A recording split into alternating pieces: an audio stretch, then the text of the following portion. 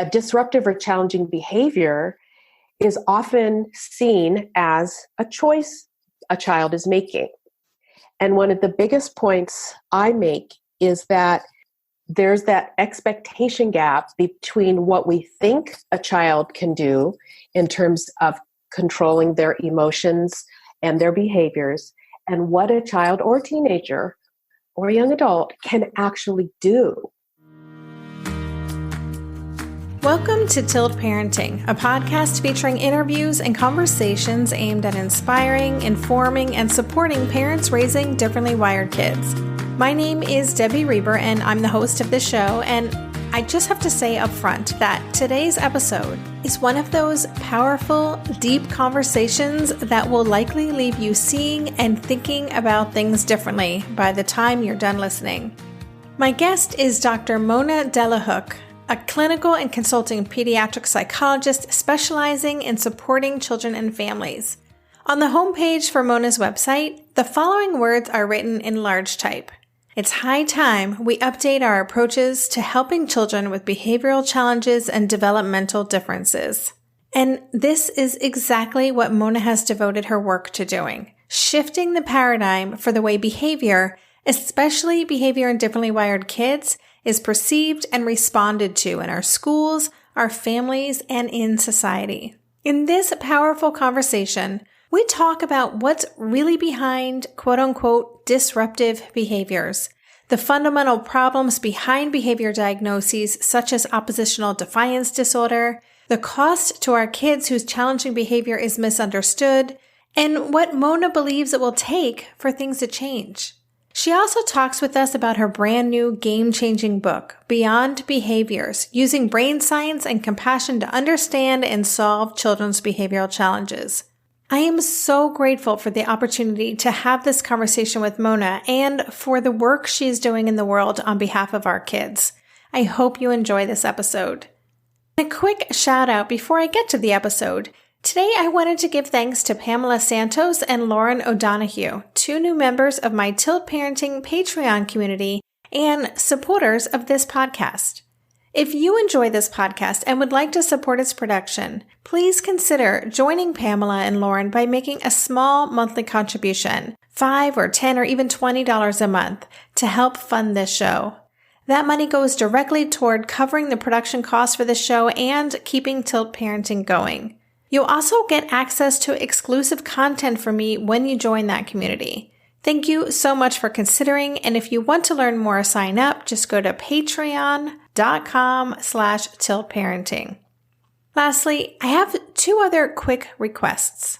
This month marks the 3-year anniversary of Tilt Parenting, and I'm close to reaching 2 big milestones. With your help, I can hit them. The first is this podcast is almost at 1 million downloads. Since you've already downloaded this episode, if you're listening to it, my ask is that you share this episode or your favorite episodes with other parents and communities who might benefit from the content.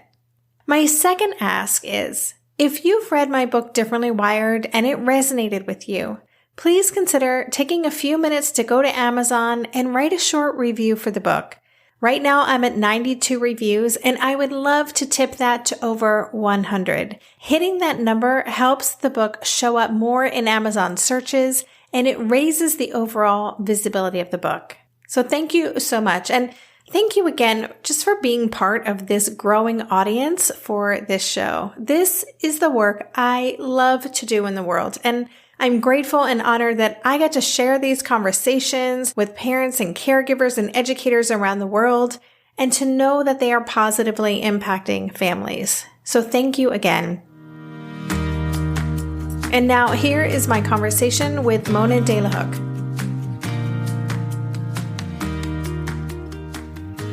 Hello, Mona. Welcome to the podcast. Hi, Debbie. I'm so happy to be here with you. Me too.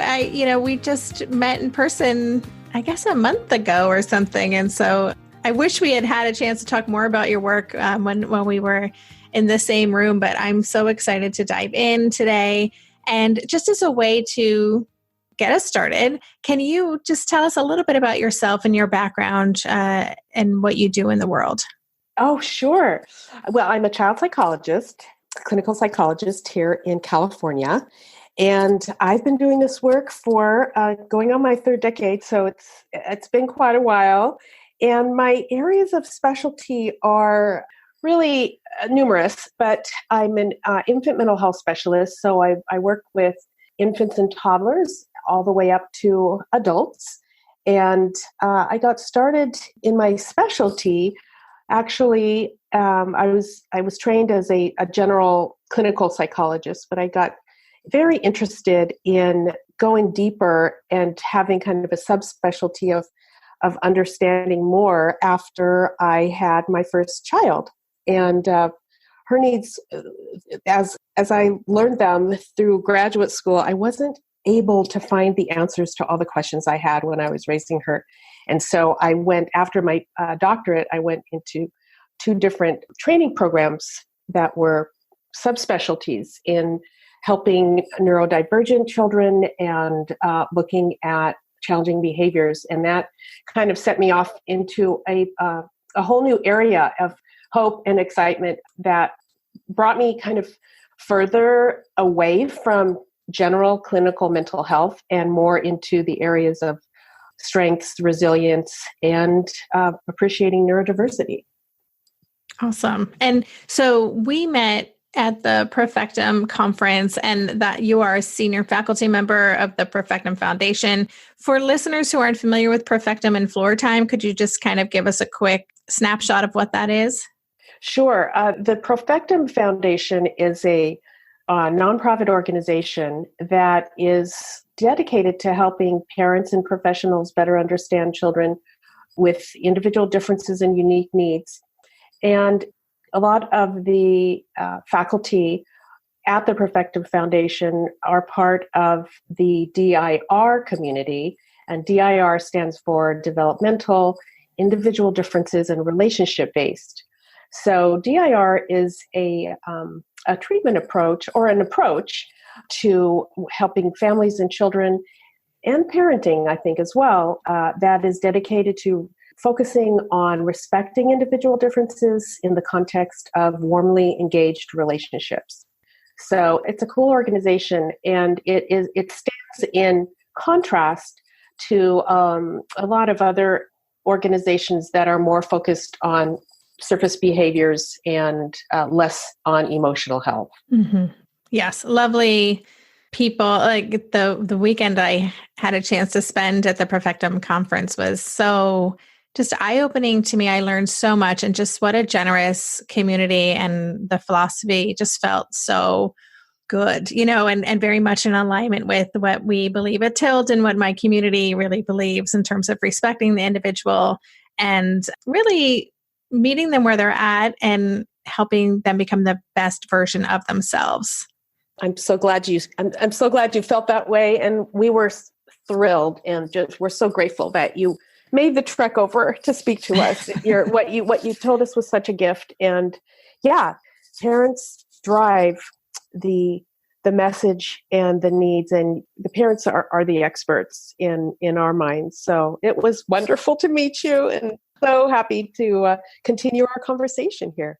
Thank you so much. Thank you. Well, what I want to do is introduce listeners to your work specifically, and you have a huge body of work, so we can't even really probably cover even the littlest slice of it. But you do have a new book out that I wanted to talk about. It's called Beyond Behaviors: Using Brain Science and Compassion to Understand and Solve Children's Behavioral Challenges. So can you just kind of give us an overview about what your book is about and the core message or the key themes of your book? Well, thank you. I wrote the book really out of the need I felt to explain the paradigm shifts that are necessary, in my mind, that are necessary in understanding behaviors. And the viewpoint that I came from was after sitting in hundreds and hundreds of IEPs where I felt that a child's behaviors were not properly appreciated, and in fact, sometimes even punished or consequenced, and those they got worse. And so I wrote the book to introduce in a hopefully user-friendly way the paradigm shift of where we're going with understanding and supporting children with behavioral challenges. And there are kind of three areas that I want to let listeners know about and that I talk about in the book. And one is that I want us to examine the status quo and really understand, I want parents to understand that there are different ways of viewing behaviors. So in the education system, for example, oftentimes behaviors are viewed through the lens of compliance or noncompliance, right? Like simplistic compliance is how we interpret behavior in school. A child is either behaving or they're not behaving. And when we put the lens of what we know about how the brain develops and also how human beings develop resiliency, we see that the new idea isn't viewed through compliance, but it's viewed through how the brain and body detect safety and threat. So that's one, the shift in how we interpret behaviors leads to the need to have new responses to behaviors, where we're not aligning behaviors as good or bad and assigning consequences. You know, we'll give rewards and punishments, for example, and our status quo is categorizing behaviors as good or bad. And the very important idea, especially for behaviors in children that are given labels such as DSM diagnoses and things like that, is the difference between a purposeful misbehavior and what we might call a stress response or a stress behavior. And the way we shift that is that we really adjust our expectations. And we realize that the behavioral expectations that we have for our children are based on older models, and they're not very friendly to compassion or brain research. So they're not what we would call neurodevelopmental. And systems take a long time to change. So oftentimes, even for parents, I mean, I was in the same boat. When my child would have a behavior that I didn't understand or that I felt was aggressive or possibly disrespectful, I felt that as a parent, I needed to discipline my child. But what I was missing was the whole purpose behind the behavior, and that would lead me down a much different road than discipline. So I'm sorry, I gave you a long explanation of why I wrote the book. No, it's great. I have so many questions now. My challenge is to ask them in a logical way so the listener can follow my train of thought here.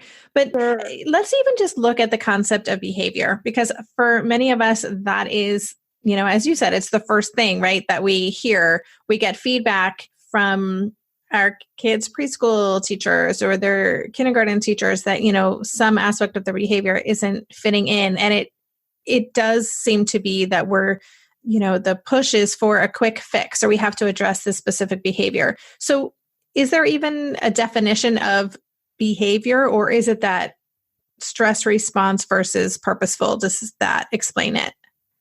Well, that's a really good question. And that's one of the problems, is that we need to start to define what is a behavior. So in the most general sense, a behavior is an external response to either an internal feeling or a sensation or a thought or an emotion. A behavior is simply an outward movement, essentially, as to what a person is experiencing and what's motivating them to move or say something or do something. Now, we have become very judgmental of behaviors. And I think as a culture, we have a definition of disruptive or challenging behaviors, for example. And a disruptive or challenging behavior is often seen as a choice a child is making. And one of the biggest points I make is that there's that expectation gap between what we think a child can do in terms of controlling their emotions and their behaviors, and what a child or teenager or young adult can actually do in terms of controlling their emotions and behaviors. We have something called an expectation gap. And we get into a lot of trouble when we assume a child is doing something to test limits or, to manipulate, manipulate or even make our life miserable. I mean, we get all sorts of ideas because that's how we're trained. And many of us were raised that way. But we need to blow that up and replace it with the idea that behaviors are adaptive. And behaviors have very important meanings for children. So an easy example is say a preschooler, for example, maybe a 4-year-old who all of a sudden starts hitting or biting peers at school. And the teacher will call the parents. Everybody's very upset. They'll issue consequences to the child at school and reward them heavily when they don't hit or bite. But the child is going through something. That the child is having experiences related to something going on at home. For example, a new sibling might have just been born, and the child doesn't have words yet to be able to describe the distress or even knows that they're distressed, but it's in their body. And so the thresholds for behavioral control go down, and what you see are the challenging behaviors. But if you ask the child why they did something, why they hit their peer, they will have no idea because it's subconscious. So when that is the case, the approach shifts by necessity from disciplining the child to helping the child be able to locate what's going on, eventually talk about it, but sometimes that can take a while because it's a developmental process as well. We'll be right back after this quick break. During this month of planning and organization for big transitions, rhythms and routines have been absolutely essential for our physical and emotional well-being. So Green Chef nights are reliably and predictably a good night. We know the ingredients will be fresh and prepped, the instructions easy to follow, and the meal delicious. We're all still talking about last week's turkey tacos with mango chimichurri sauce, refried beans, and Monterey Jack cheese. Green Chef contributes to a healthy lifestyle with easy and delicious menus like fresh seasonal salads and grain bowls. And with over 80 weekly meal and market options, plus rotating options to suit a variety of lifestyles, whether Mediterranean, plant-based, calorie-smart, keto, protein-packed, gluten-free, there are always plenty of options to choose from. Whatever you select, you'll get farm-fresh ingredients, organic whole fruits and veggies, and premium proteins, all delivered straight to your door. I love those 4 words. Straight to my door. Oh, and one more thing I love about Green Chef, they have an app, which means it's easy to manage meal preferences and delivery from your phone if you want to. And I, for one, want to. I am in that mode where I'm making the most of little moments like waiting in line at the pharmacy or for the F train to pull into the station to tackle all of those to-dos. So the convenience of an app is key for me. Green Chef has a special offer for Tilt listeners. Go to greenchef.com/tilt50 and use code TILT50 to get 50% off plus 20% off your next 2 months. That's 50% off plus 20% off your next 2 months when you use the code TILT50 at greenchef.com/tilt50. Maybe I've watched too many seasons of The Amazing Race, but every time I have to go somewhere on the subway, I treat it like a competition. It's all about making the right gut decisions about which route will get me there the fastest. Sometimes those decisions get me where I'm going early, and other times my gambles don't really pay off. Probiotics can't help with most gut decisions, but if your gut needs a little support, Ritual has your back. Their Symbiotic Plus, a 3-in-1 supplement, has clinically studied prebiotics, probiotics, and a postbiotic to support a balanced gut microbiome. I've been using Symbiotic Plus for about 6 months now, and it's become a core part of my morning routine. I take the mini capsule every morning while making my way through my inbox, whether I'm at home or I'm on the road, because it doesn't need to be refrigerated. And the capsule itself is delayed released, which helps it survive the harsh conditions of the upper GI tract for delivery to the colon, and that's exactly where we want it to go. Ritual invested in a study modeling the human colon, which showed that Symbiotic Plus significantly increased microbial diversity and the growth of beneficial bacteria. There's no more shame in your gut game. Symbiotic Plus and Ritual are here to celebrate, not hide your insides. Get 25% off your first month for limited time at ritual.com/tilt. Start Ritual or add Symbiotic Plus to your subscription today. That's ritual.com/tilt for 25% off. So does this expectation gap exist for all children? And, as you're describing this, I think about the kids in my community, differently wired kids, many of whom have invisible differences and are in mainstream schools and settings, but they're standing out because of behavior. Is it that all kids have this, but some kids are better able to comply or to mask what's going on with them? Absolutely. And I think the two key words that pop up in my book and in DIR, it's a staple, are individual differences. And every single individual, child or adult, all of us will have triggers and causes to our behaviors that float during the day. But there are certain categories of kids who will be less able to organically control their emotions or behaviors by no fault of their own. And some of these kids are our differently wired kids. When your brain is wired differently and you perceive the world differently, literally differently through your senses, because that's how all human beings experience life, is through all of our sensory systems and through movement. Sometimes the ability for what we call intentional control of our behaviors and emotions is challenged. And in that case, we all need to have, in my mind, we need to understand that in that moment, the child isn't choosing to misbehave. The child may be under stress or even suffering. So the answer to your question is yes. We have an expectation that just because a child can talk or symbolize what they're feeling through typing or art, or just because they can control their behavior some of the time, that we think they should be able to do that and tell us what's on their mind all of the time. And that is a critical expectation gap. It's not only for preschoolers, it's up through high school and beyond. The ability to locate a sensation or a feeling or a thought and give it words, and then get help or seek help from either a strategy or from others. Many adults don't have that ability. Mm-hmm. So it takes a long time to develop.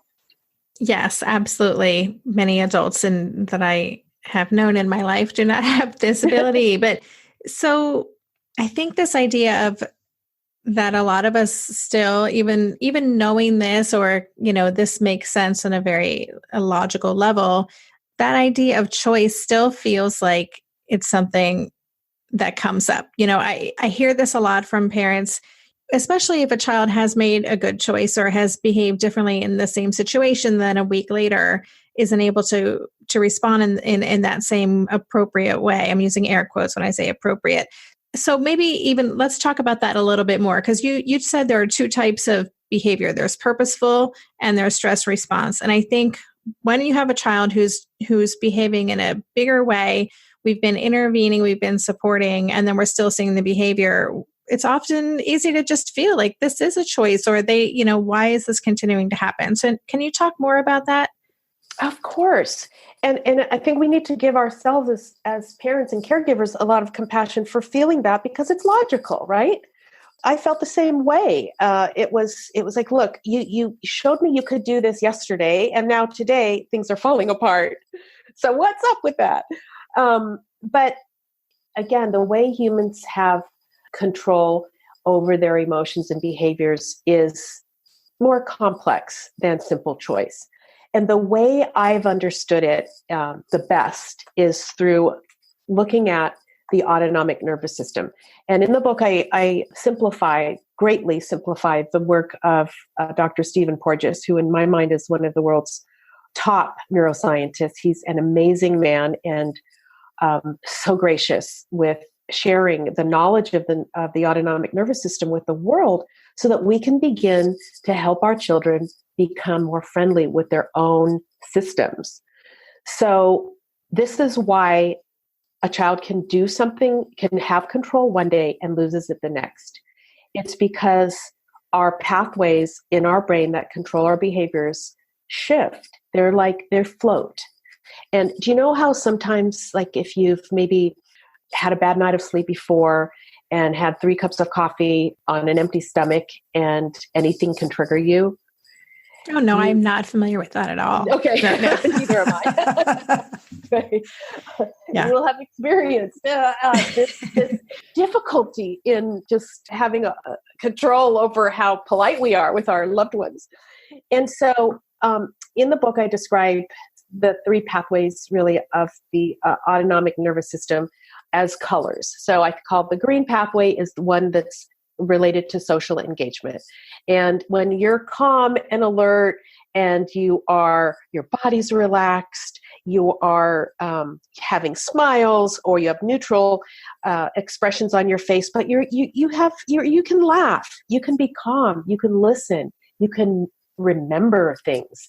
This is where we all like to have our students, and it's most fun when you're in the green, because it's a green light to go ahead and do your work and have joy and be in the world. Okay, so that's the green pathway. We're all familiar with that one. Now, the red pathway is what is known as the fight or flight system, and this is the response that happens when green's not working and an individual senses threat, either from another person or from the environment or something inside themselves. It's invisible. I think you used the word invisible, that something happens. And again, these triggers can be a memory. They can be a sensory experience. They are not really at the level of one's awareness. So it could be a smell, it could be a thought, it could be a tummy ache, or fluctuating blood sugar levels, as in the case of juvenile diabetes. There are literally millions of causes. And in this red pathway, when a child or adult is experiencing a sense of threat, all of a sudden you will notice the expression on the face literally changes. There could be anger, disgust. There could be a frown, a clenched jaw, a forced smile. And all of a sudden, the child might want to move. They may have impulsive movements. They may be shoving or pushing or hitting or saying things that are really mean or threatening. And in the eyes and the body and the voice, we see these specific behaviors. And there are too many for me to name off right now, but as parents, we can begin to categorize what pathway our child is in. If they're heading towards red, or if they're in red, then we know that asking them to control their behaviors, punishing them, or even trying to verbally logic this thing out is not going to work very well. And we have to go to our strategies. Instead of going towards judgment, we go towards compassion and thinking, oh, this child is suffering right now. This child may be having a stress response right now. And that's why they just threw the iPad on the ground. So, and then there's also shutting down. There's the blue pathway, and that's where we lose contact. A child will just move away. They will disconnect. They won't want to talk. Their face will be very flat. Eyes will look down. They will appear to be sad, and their movements will start to slow down.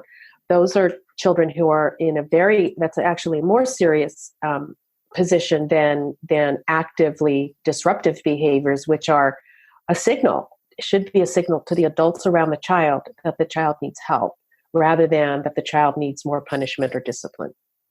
So what is the blue? Can you say just a little bit more about the blue pathway then? If parents are hearing that and they're like, oh, that's what I'm seeing in my child. What does that mean? Right. So if you are seeing signs of a child who is disconnecting, we might see a child seeming drowsy or tired.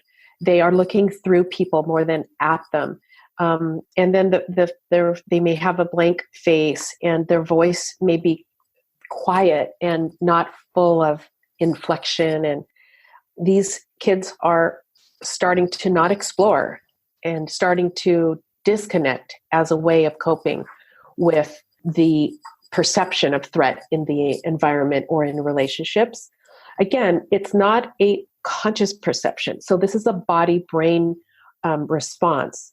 And so if your child is pulling back very far and you feel like they are going away from green and towards shutting down and going into themselves, this is another really important sign that we need to slowly and respectfully, according to the child's individual preferences, their sensory preferences, and what their go-tos are to feel better in the world, that they need massive amounts of support, and we need to woo them back into engagement with us. Mm. And again, we have to base our plan on each child's nervous system, and that's what I tried to do in this book, is to describe the roadmap, how we create a roadmap for each of our children, because there's no one size fits all for any child. Mm-hmm.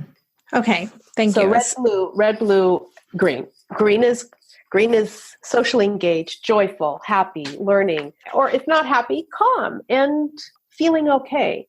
Red is distressed, moving away, argumentative, not a happy camper. And blue is where we are kind of not trying very hard and we're losing social connection. Right. So we can just think of red, blue, green, mm-hmm. and categorize ourselves as caregivers, where we are in the moment, and our child and where they are in the moment. And that'll help us start to have a roadmap as to how to connect with them. That's great. Thank you for sharing that. We'll be right back after this quick break.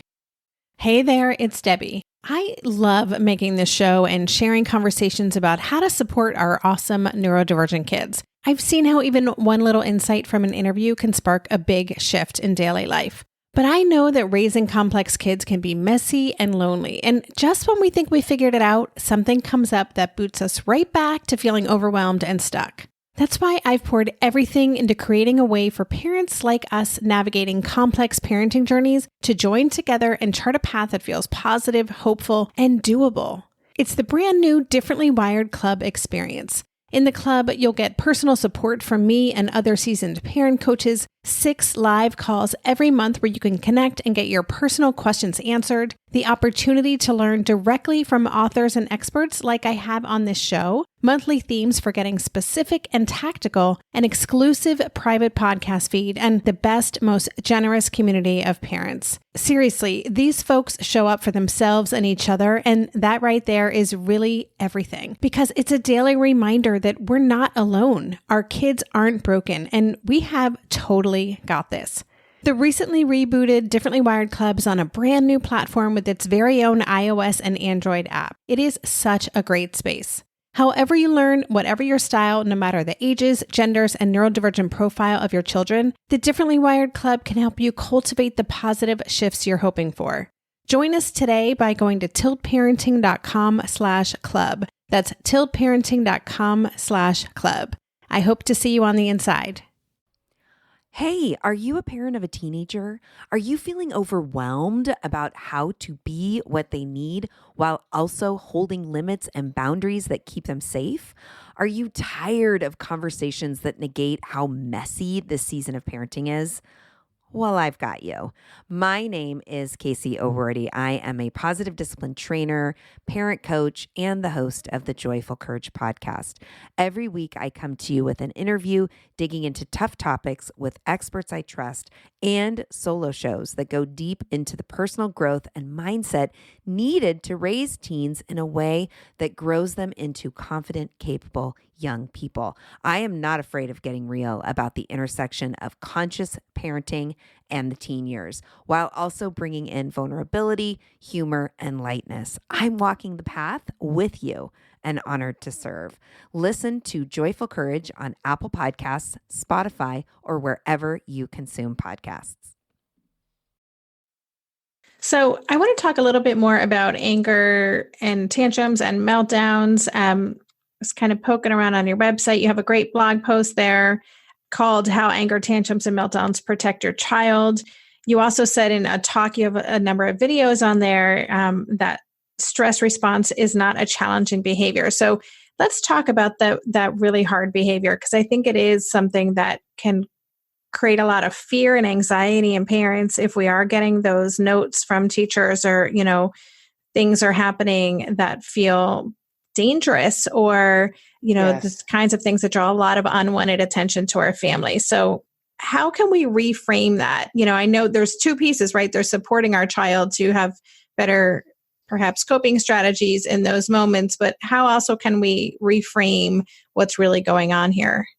And herein is the challenge, because the fields, including my own, including mental health and psychology and education and social work, have not made the paradigm shift yet. And so this is dicey.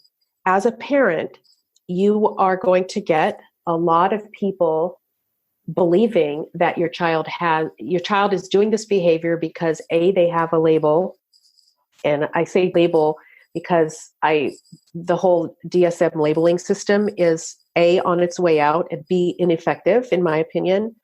But many people will say, well, your child did X, and so they will believe either that it's because the child has a disorder, B, maybe the child doesn't have consistent enough parenting, or maybe maybe it's the parent. I to be honest, parents are blamed all too often for difficulties that the child has at school. And so as a parent, it's hard. And you kind of dread that phone call from school. And of course, the school has, and we all have a responsibility to make sure everyone stays safe. So, compassionately, we do go for safety first to make sure that everyone stays safe. But I think we need to blow the lid off of the fact that these egregious behaviors, these most challenging behaviors where a child is actually striking out, are an indication that the child is having some sort of a disruptive, purposeful misbehavior. And we must go to looking at the fact that the child is experiencing threat in the environment. And it's up to the adults around the child to determine why and to fix that such that the child is not in these stress responses. And so putting our heads around the difference between an intentional misbehavior and a stress behavior, I think is one of the first things that we need to help our educators do. As a parent, it might not be easy, but I think I give some verbiage and I give some hefty science in the book so that parents can share this with teachers and with their teams to know that this isn't just a feel-good notion. This is hard science. And it's based on the understanding of the autonomic nervous system, but also, thank goodness, in the last 20 years, we've had this machine called the functional MRI come up so that we can see which areas of the brain are lighting up. And when a child doesn't have this purposeful control of their behaviors, it's so important that we don't punish the child. So if a child is in a stress response and you punish the child, it does two things. One, it increases the depth of the stress response, so the child will feel more unmoored and more red. And B, it gives the child the impression that they are bad or they are wrong or they aren't trying hard enough. And that's a destructive message for a child who does not yet have intentional control over their stress responses. Wow. It's kind of heavy. I know. It is. Yeah. It's really why I wrote the book. I got a wonderful email this morning from a school that ordered the 50 copies of the book for their summer reading for their teachers. And I'm just so grateful because I fully believe that teachers and educators want the best for their students. And everybody wants the best. But we have to come to grips with the fact that teachers are educated in a behavioral paradigm which doesn't distinguish internal invisible triggers from let's just shape the behaviors. And usually in our culture, the go-to is to get a behavioral analysis of what's happening to the child and then figure out how to either consequence and reward the child such that their behaviors improve. And that is an outdated model. That's what we need to move away from. Yes, I'm just, I'm so happy that this school bought copies of your books as well. And I think I listened to all of this and it feels honestly just overwhelming. Like there's so much education that has to happen. And I feel this way on a daily basis, just doing the work that I do. I feel both optimistic and overwhelmed at the same time. But, just that idea that the child who gets upset by crying, who becomes really shy, they're treated with sympathy, and the child, so it's the same, they're just responding in a different way, same stress reaction, but it's externally manifested in a different way when we are able as a society to show compassion for it, and when we're taught not to. And that is a big mind shift that has to happen. And, your book is going to be part of this. Debbie, what you said is this is so important. You're right. And what you just said about kids who have a stress response and they cry, or they're able to do something that garners support. Ross Greene calls those the lucky ones, right? Mm-hmm. But what about the unlucky ones? What about the ones whose default, through no fault of their own, is through these aggressive behaviors? They need that loving support and acceptance and social engagement just as much as the ones who cry, but they don't get it. So that's a really important point, what you just said there. We have to extend that same grace to our kids with these more egregious behaviors. And until we do, we're going to, I really believe it's contributing to the school to prison pipeline, to be honest with you, because it's in our culture. So. Yeah, I mean, and Dr. Ross Greene's The Kids We Lose, then, his work in that space is very much feeling like this is where it starts. And it does start in preschool. I mean, it starts at a really young age, and just hearing you describe how that reaction, especially in the middle of a stress response, that kids are punished, and how that can even deepen their experience in a negative way. I hadn't ever thought of it that way. And that is really, it's scary to think about. Well, I hope that, I mean, in the book, I try to strike a balance of compassion for everyone involved. And the way I think the way I've been able to ride the waves of witnessing so much suffering over my tenure as a psychologist is by having compassion for everybody involved. So if there's a teacher listening to this recording who may have interpreted a child's behaviors, or parents, and myself included, who punish their children for stress responses, please know that this is almost a natural tendency.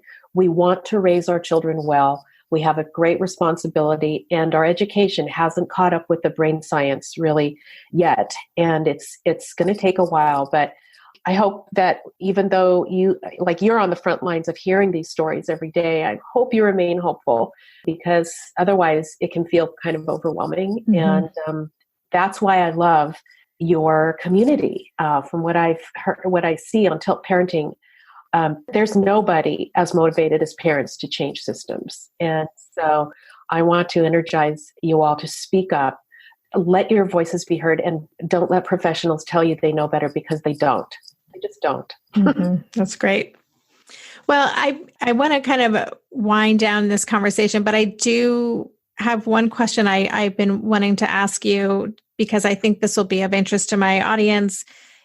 You've said that you don't believe that oppositional defiance disorder should be a disorder. And, after talking with you, I kind of get why. But that is a label that many of our kids in this community have had, ODD or disruptive behavioral disorder, or something along those lines. So can you just tell us your thoughts on those sorts of labels? Right. Okay. So just a little tiny bit of background on how these labels get established. The label of oppositional defiant disorder is found in something called the DSM, the Diagnostic and Statistical Manual. And that is kind of the Bible of how we categorize behaviors and disorders. Well, in 2013, the National Institutes of Mental Health started to move research funding away from the DSM. So the DSM has not proved to be the magic bullet gold standard that it was sold when I was taught many decades ago. And so that got me to thinking, okay, so the DSM is outdated. Why is it outdated? It's outdated because all it is describing a cluster of behaviors. So children who get a diagnosis of a conduct disorder or oppositional defiant disorder, it's just describing a cluster of behaviors. Oppositional defiance are those behaviors that children are pushing back on. And those are the red pathway kids. Those are the kids who are almost knee-jerk or very easily swept away by their emotions. They're in the red, they're in the fight or flight pathway super easily. And so what do? They try to manage that, again, not on purpose, but the brain and body is an amazing thing. It adapts to the sense of threat. And so this concept that maybe we can talk about next time is called neuroception. It's the subconscious perception of safety and threat in the environment. I have found that working with so many hundreds of kids with this label over the years, that they have a tendency to sense threat in the environment more than safety. And it can come from a number of things. It can come from so many different things, not just traumas. So oftentimes people say, well, it's kids who have had toxic stress or exposed to trauma can have these red pathway ODD-like reactions, and they certainly can. But it can come from other things, such as brain wiring differences and sensory processing differences and physical pain. So, you can come from so many different angles. But I believe that what ODD, oppositional defiant disorder, really is a trigger-happy autonomic nervous system that senses threat and goes into these involuntary responses, and sometimes memorized transactions as well, to responses, so that the child starts to have a pattern of behaviors due to this difficulty in what we call emotional regulation. And that's why behavioral programs or level drop programs, when you have a bad behavior and you get a level dropped or you get a negative consequence, do not help ODD children for the most part. So I'm not saying take it away, because of course the DSM is there. It allows insurance coverage. It allows children to get qualified for programs and 504s and all of this. I'm just saying that we need to look literally beyond a label, to see that these behaviors are a stress response and not due to a bad kid, poor parenting, not enough discipline, not enough consistency, but a child who has stress in their body-brain connection. And the magical thing is, once we figure out how to reduce that child's stress load through examining their patterns and examining their individual differences, and that's what I walk people through in the book, the behaviors start to decrease. And that's a wonderful thing. And the child starts to feel valued. And once a child is able to value their own stress response and get help when they need it, instead of having the default oppositional defiant behavior, that's where the magic comes in, because then we have self-compassion on board, and self-compassion helps us throughout the lifespan. Right. Okay. That's so helpful. Thank you. I mean, just the label opposite, there's nothing good about oppositional or defiant behavior. I mean, there's nothing good. You hear that and it just makes me clench up. It's bad. It's negative. It's a problem, and then to think about, to reframe this in the way you did, this is a stress response. That's something we can feel compassion for, and we can get on our kind of problem solving shoes. How can we figure out what's going on and support this person? So I love that. Oh, I am so glad. And yeah, there's neuroscience behind it. And when I wrote the piece a few years ago now, I sent it to Dr. Porges, again, because I'm not a neuroscientist, but he is, again, one of the neuroscientists that I respect the most in the world. And he vetted, yes, he agrees.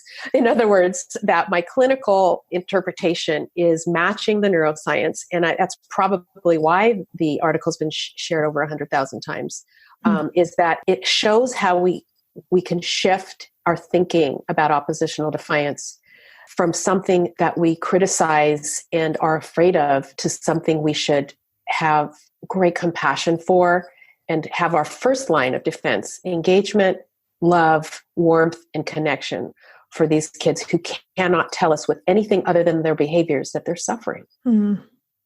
Well, listeners, I will leave a link. This is a blog post that Mona was mentioning had been shared more than 100,000 times. It's called Deconstructing Oppositional Defiance Disorder. And I'll have a link to that and Mona's website and her book and everything else we've discussed on the show notes page for this episode. But Mona, before we go, could you let listeners know the best place to connect with you? And then if there's one thing you want listeners to take away from this conversation, what would it be? I would say to give yourself self-compassion and understand that love and warmth and engagement can guide you through this, and follow your instincts and know that nobody has the same love for your child than you do as a parent. It's beautiful. Thank you. Thank you. Of course. And the title of the article was Oppositional Defiant Disorder or Faulty Neuroception. That was the one that was shared 100,000 times. Okay. The one on deconstructing is the second one that came out, but that'll give a little bit more on exactly what we can do. But readers have questions, feel free to email me, and I have my website there, and love feedback on the book. If anyone reads it, I'd love to hear about what they think. And I'm just so grateful for you, Debbie, to have such a supportive community for parents, because we need it. And it's awesome. Thank you. Thank you so much. And thank you for this conversation. We covered a lot. There's a lot more we could do. So yeah, when you slow down a little bit, we'll have to bring you back on to go deeper into some of these topics. But this has been really eye-opening and really a perspective that I don't think I've brought to this podcast yet. So just grateful for everything that you shared with us today. Oh, great. I'm glad you thought so. And we have a lot, so we can start unpacking it. There's a lot there, but I'm just so happy to be able to share with you today. You've been listening to the Tilt Parenting Podcast. For the show notes for this episode, including a link to Mona's new book, Beyond Behaviors, Using Brain Science and Compassion to Understand and Solve Children's Behavioral Challenges, Mona's website, where you'll find helpful blog posts and videos, and all the other resources we discussed today, visit tiltparenting.com/session154. A quick reminder that my book, Differently Wired, is now available as an audiobook narrated by yours truly. To listen to a sample or to purchase it, just go to Amazon.com or Audible.com. And remember that if you want to download a free title from Audible and support Tilt Parenting at the same time, you can do that by going to audibletrial.com/tiltparenting and sign up. You'll get a first book for free. Lastly, don't forget to leave a rating or a review or both for Tilt Parenting on iTunes if you haven't done so already. Those ratings and reviews help keep this podcast visible in an ever-growing sea of podcasts, especially in the parenting space. So thank you so much for taking the time to support the show in that way. And that's all for this week. Thanks again for listening. And for more information on Tilt Parenting, visit www.tiltparenting.com.